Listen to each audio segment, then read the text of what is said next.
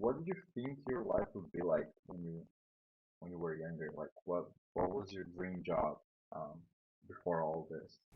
When I was really young, like second grade, I remember I read this book about dinosaurs, and my teacher was teaching us how to pronounce paleontologist, which is like someone who studies dinosaur bones.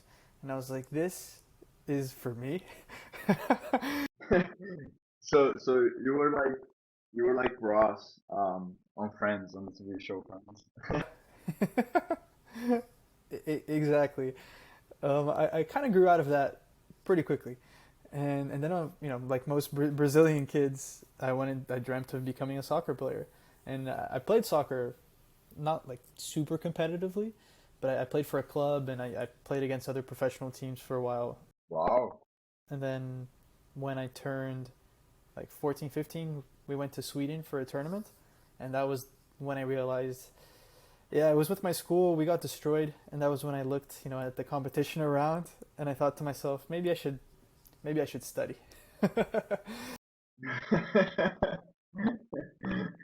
Literally every kid has at least once dreamed about being a soccer player. So correct me if I'm wrong, but during your time at UPenn, you did a lot of different stuff. And how do you think your experience there helped you prepare for future opportunities?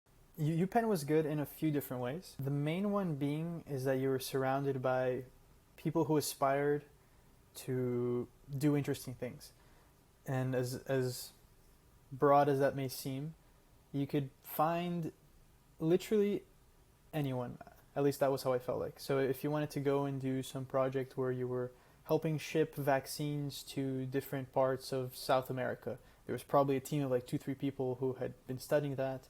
Well, it doesn't even have to be an undergrad. It could even be like a club or some organization within, even like PhDs.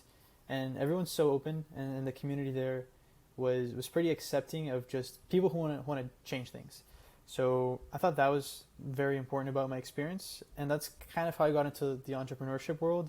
And one of my first internships was with a guy who I kind of live with now.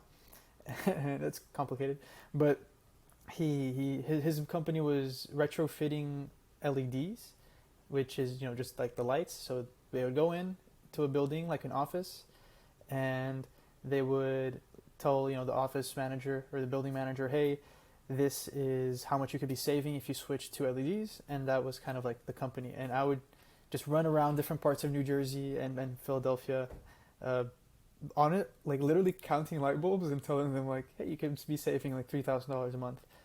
And that was just like two types of people I've met.